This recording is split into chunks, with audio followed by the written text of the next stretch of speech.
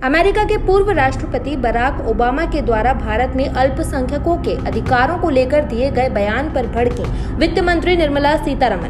कहा, जो लोग पीएम से ये सवाल कर रहे हैं उन्हें मालूम होना चाहिए कि प्रधानमंत्री नरेंद्र मोदी को 13 देशों ने शीर्ष सम्मान से नवाजा है, उसमें से 6 मुस्लिम बहुल देश हैं। बिना जमीनी हकीकत जाने टिप्पणी करना ठीक बात नहीं।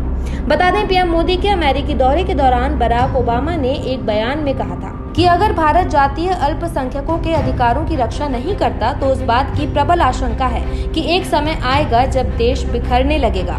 ओबामा के इसी बयान का निर्मला सीतारमण ने मुंह तोड़ जवाब दिया है। पूर्व राष्ट्रपति यूनाइटेड स्टेट्स का बयान दे रहे हैं भारत के मुस्लिम्स, जबकि विदेश के विषय के बारे में मैं थोड़ा संयम रखते हुए बोल रही हूँ।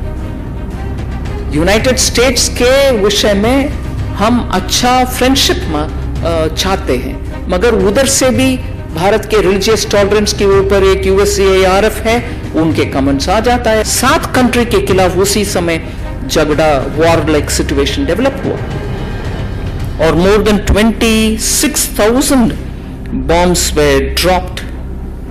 ऐसे जब कंट्रीज उनके अपनी तरफ से उनके राजनीतिक निर्णय के बारे में वो करते हैं, भारत के खिलाफ एलिगेशन डालने में कहां उसको सुनने वाले लोग भी भरोसा रखेंगे।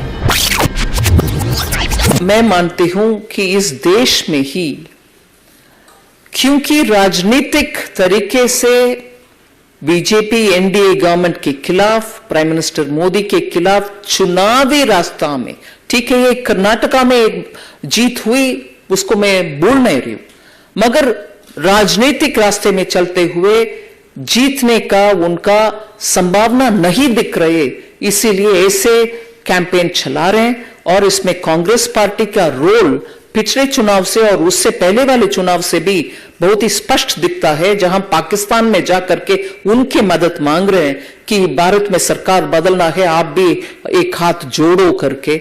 और ऐसे टूल किट्स जो विदेश में चलती है, उन सबको भी अभी काम में लगाया हुआ है। इसलिए मुझे लगता है कि उनका अपने आप के ऊपर भरोसा नहीं है कि जनता उनका सुनेंगे, इसलिए ऐसे रास्ते अपना करके प्रधानमंत्री जी के खिलाफ ऐसे एलिगेशन डाल रहे हैं जो बेबुनियाद है। और ऐसे एलिगेशन डालने वाले का पीछे भी देखना चाहिए।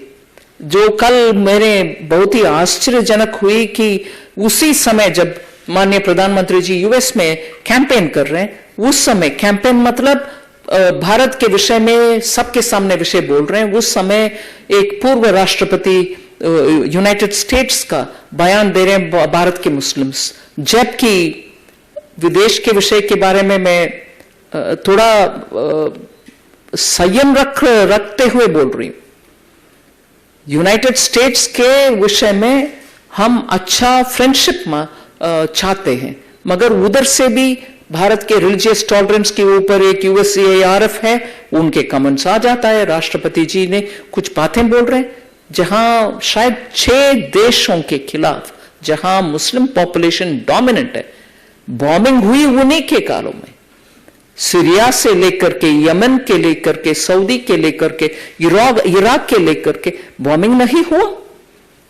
मोर देन 28,000, मेरे पास इतना स्पष्ट डेटा नहीं है, 7 कंट्री के खिलाफ उसी समय झगड़ा, वॉर लाइक सिचुएशन डेवलप हुआ और मोर देन 26,000 बॉम्ब्स वे ड्रॉप्ड। ऐसे जब कंट्रीज उनके अपनी तरफ से उनके राजनीतिक निर्णय के बारे में वो करते हैं, भारत के खिलाफ एलिगेशन डालने में कहां उसको सुनने वाले लोग भी भरोसा रखेंगे।